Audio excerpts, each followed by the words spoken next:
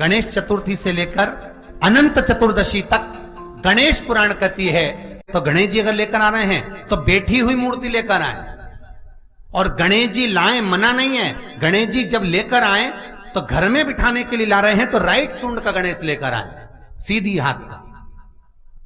आपका सीधा हाथ देख लेना, उसी के हिसाब से गणेश जी को अपनी ओर रखकर, या गणेश जी का सीधा हस्त कमल देख लेना। आपका तो उल्टा मान्य होगा जब आप देखेंगे तो गणेश जी का जो सीधा हस्त कमल हो, उस साइड अगर गणेश जी की सूंड है तो वो सूंड का गणेश घर के अंदर विराजमान हो। उल्टी सूंड का गणेश, लेफ्ट सूंड का गणेश, ये गणेश व्यापार, व्यवसाय, फैक्ट्री, दुकान, बिजनेस, ऑफिस जगह पर विराजमान हो। महाराज भगवान बैठ गए गणेश जी महाराज, इसलिए हमारे हिंदू रीति शास्त्र रीति कहती है गणेश जी जब जब खड़े होते हैं तब तब संहार करते हैं।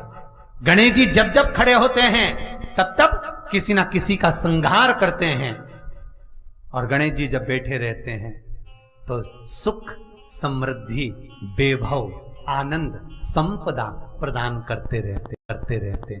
यहां तक जो जीवात्मा मर कर आती है, जो जीवात्मा भगवान गणेश के सम्मुख में आकर प्रथमता में खड़ी होती है, उस जीवात्मा के सम्मुख खड़े होने पर गणेश जी उसका फल भी प्रदान कर देते हैं। जा, मैं तुझे, तू मेरे सामने खड़ा है, मैं तुझे ये सुख देता हूं, जा। जब गणेश जी प्रवेश करें आपके घर के अंदर, तब 2 घी के दिए दोनों ओर जलना चाहिए रिद्धि सिद्धि के लिए। तब प्रवेश मेरे गणेश जी महाराज सीधा चरण अंदर रखकर प्रवेश करिए और गणेश जी की स्थापना करिए। और स्थापना के समय पर 2 बिंदी, जहां गणेश जी बैठे साइड में कोई दीवार हो तो एक हल्दी की, एक कुंकू की बिंदी जरूर लगाएं। क्यों? जब आखिरी दिन हम अनंत चतुर्दशी के दिन गणेश जी को जब विदा करें तो ये रिद्धि और ये सिद्धि, ये कुंकू और हल्दी की बिंदी नहीं, ये रिद्धि और सिद्धि हैं। बहुएं हमारे घर में रह जाए। गणेश जी महाराज हमारे घर में आ गए। गणेश जी की सबसे पहली जो आरती हो, उस आरती के समय पर अगर धूप बत्ती जलाई जाए या गोबरी को जलाकर उसमें गूगल छोड़ी जाए, और गूगल छोड़ने के बाद गणेश जी का नाम ध्रुम वर्ण कह दिया जाए, तो गणेश जी को तुम्हारे घर की पूजा स्वीकार करना पड़ती है। बस वो समय हम जानते, हम तो बस उतना जानते हैं कि शिव महापुराण में लिखा और मुद्गल पुराण में लिखा, गणेश पुराण में लिखा, गणेश जी का एक नाम होता है ध्रुम वर्ण। क्या नाम है? ध्रुम वर्ण गणेश जी का एक नाम होता है। जब हम धूप जलाकर और धूप लगाने के बाद में गणेश जी की सबसे पहली आरती करने के पहले, अगर हम सबसे पहली आरती गणेश जी की कर रहे हो, अपने घर में स्थापना कर रहे हो, बिठा रहे हो, और तुम चाहते हो कि गणेश जी मेरे घर में आके मेरी पूजा को स्वीकार करें और जो मांगू मेरा गणेश मुझे दे 10 दिन के अंदर, तो पहला नाम लेकर पुकार लेना ध्रुम वर्ण विनायक, बैठो, बस काम हो गया। वो फ्री होकर आता है, वो बैठता है अलमस्तता में। कहां चढ़ाते हैं दुर्बा? गणेश जी का जो दांत टूटा है उस दांत की ओर गणेश जी को दुर्बा समर्पित करी जाती है। अभी गणेश जी विसर्जन हुए, गणेश जी को जल में विसर्जन किया, तो आपके मन में एक प्रश्न तो खड़ा होगा, आया तो होगा कि गणेश जी के 10 दिन तक बिठाओ, नित्य पूजन करो, ने पाठ करो, ने अर्चना करो, ने 10वें दिन इनके विसर्जन कर दो, और वो भी पानी में कर दो, पानी में विसर्जन करो। तो ये कहां लिखा कि जल में विसर्जन करो? श्रीमद् भागवत पुराण की रचना जब वेद व्यास जी महाराज करने के लिए बैठे, वेद व्यास जी ने सुखदेव जी से कहा कि मैं मंत्र बोलूंगा, मैं श्लोक बोलूंगा, इसको लिखेगा कौन? तो सुखदेव जी ने बोला गणेश जी से विनती करो। गणेश जी से कहा कि आप लिखोगे? गणेश जी बोले मैं लिखने को तैयार हूं, पर बोलते बोलते तुम रुक गए तो मैंने भी लिखना छोड़ दूंगा, उसके बाद मैं भागवत को विराम दे दूंगा, मैं आगे नहीं लिखूंगा। अब वेद व्यास जी बड़े चक्कर में पड़ गए, क्या करें? तो गणेश जी से कहा मेरे श्लोकों में कुछ गड़बड़ी हो सकती है, उसमें से गलती को छांटना पड़ेगा, फिर लिखना पड़ेगा। कितना सुंदर संबोधन श्री वेद व्यास जी ने कहा कि मैं जो श्लोक बोलूंगा आपको लिखने के लिए है, उसमें मैं कुछ गलती करूंगा, लिखना है। क्यों कहा वेदव्यास जी ने ये बात? गणेश जी भगवान है, वेदव्यास जी कहते हैं मैं तो संसारिक मनुष्य हूं ना, गलती तो कर सकता हूं। गलती कौन करता है? जम के बोलो भगवान गलती करता है क्या? नहीं, गलती कौन करेगा? मनुष्य। गलती मानव करेगा, गलती मनुष्य करेगा।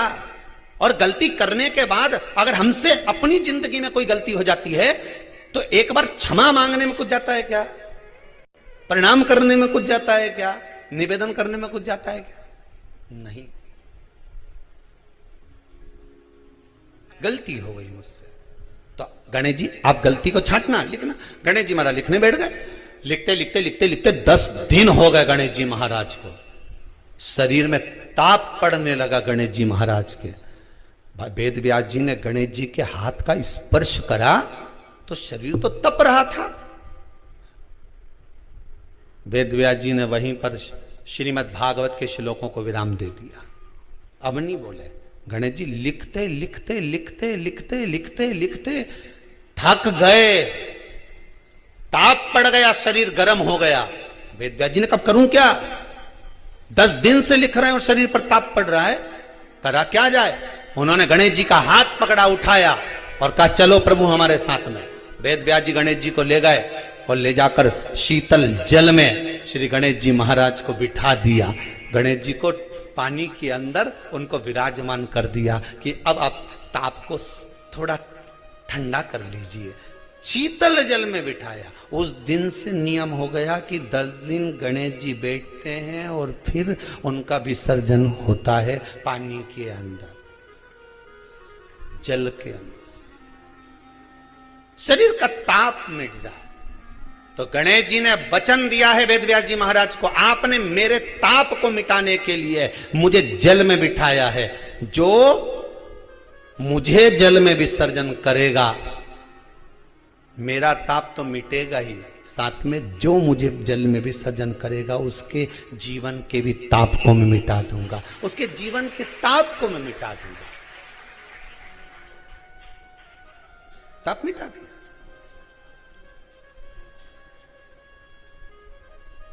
पर करो गणेश जी का विसर्जन, मना नहीं है वो, पर अच्छे से करो रे हो। अब मैं छोरा छोरियों तो निशाना लगा है, वो हमारा गणेश जी जई दिया, वो हमारा सबसे आगे पहुंचा तो इधर वाला ने इधर से फेंका, हो गया। ये हमारे धर्म की हंसी उड़ा रहे हैं। शिव को और गणेश को बेलपत्र शमीपत्र समर्पित होता है। आपको कथा में वर्णन किया था 33 कोटि देवताओं को भले बेलपत्र नहीं चढ़ेगा, पर 33 कोटि देवताओं को शमीपत्र चढ़ता है। और उसमें एक गणेश जी महाराज और एक बाबा भोलेनाथ, इन दोनों को शमी समर्पित होता है। कथा में पहले भी वर्णन किया, आज फिर आपको समझ लेना बहुत अच्छे से। जो आपको करना है रिद्धि सिद्धि पाने के लिए, संपदा को बढ़ाने के लिए।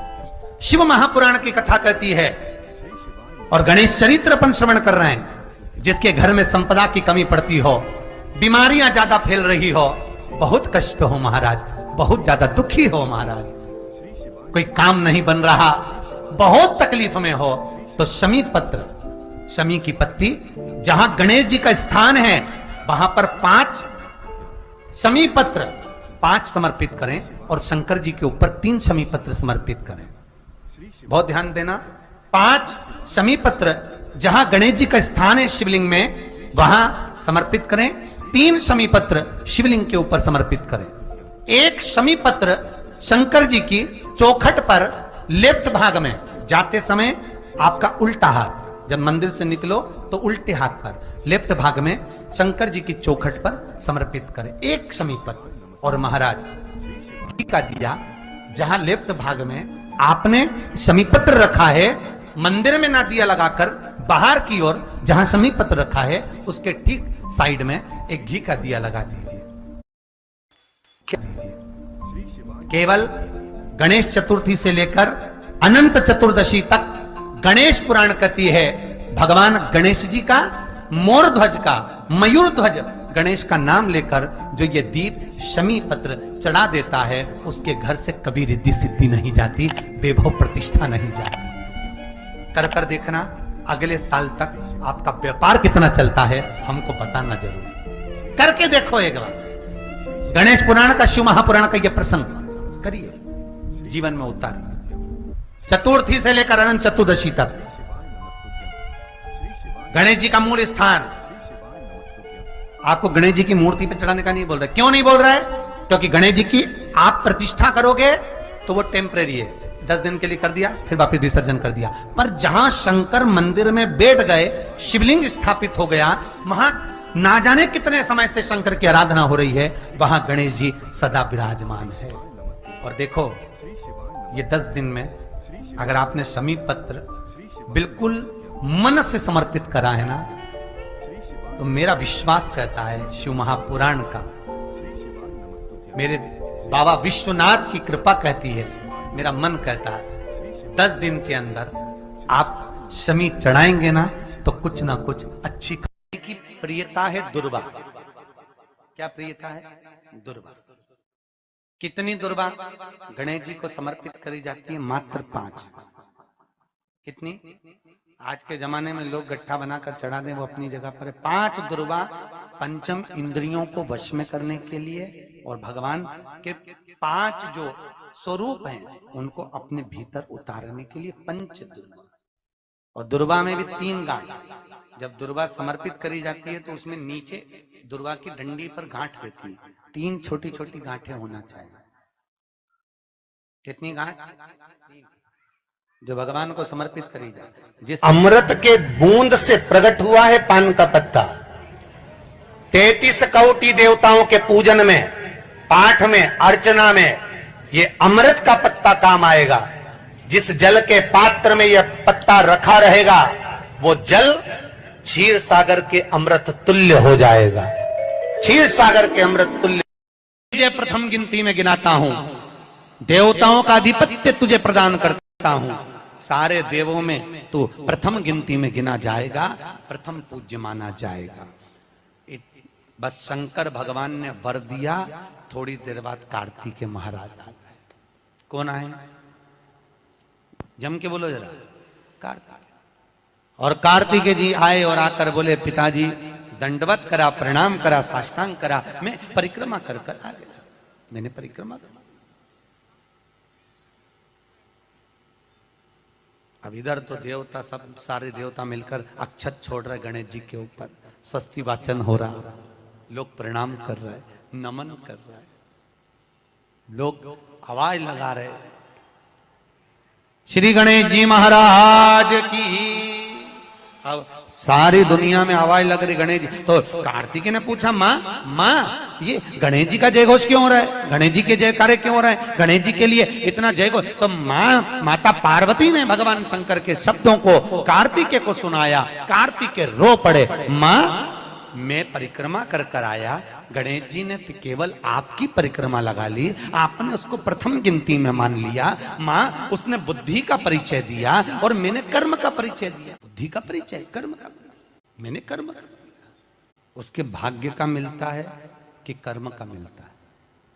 गणेश जी महाराज को भगवान कार्तिकेय महाराज बोल रहे हैं, माँ मैं कर्म करने गया था, मैं परिक्रमा करने गया था, और यहाँ गणेश जी महाराज को तुमने प्रथम गिनती में बना दिया। माँ ये क्या हुआ? माता पार्वती को गुस्सा तो बहुत आया, क्रोध भी आया। मां पार्वती की आंख में अश्रु भी भर गए, महाराज आंसू आए।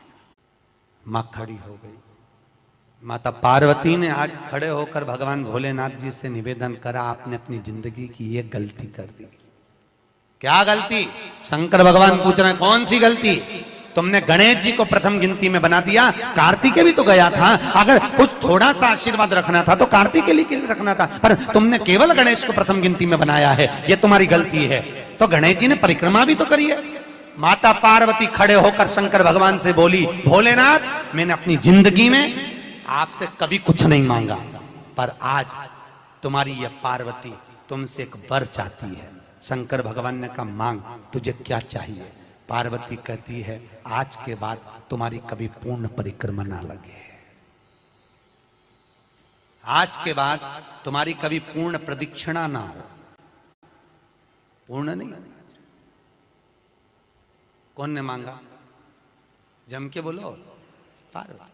शंकर की पूर्ण प्रदक्षिणा माता पार्वती ने कह दिया भोलेनाथ आज के बाद ना, क्योंकि तुम भोले हो, तुम्हारे आसपास कोई घूम लेता है, तुम उसको कुछ भी निकाल कर दे देते हो।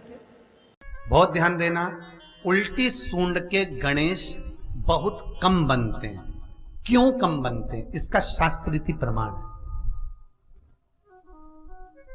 कभी किसी मूर्तिकार के पास जाना और मूर्तिकार के पास जाकर पूछना, भैया तुम उल्टी सूंड का गणेश क्यों नहीं बनाते?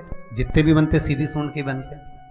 कभी पूछना उससे, वो बताएगा कि उल्टी सूंड के अगर गणेश जी बनाए, 50 गणेश जी अगर उल्टी सूंड के बनाए हैं तो उसमें से कम 30 गणेश जी अपने आप टूट जाते हैं या बिगड़ जाते हैं।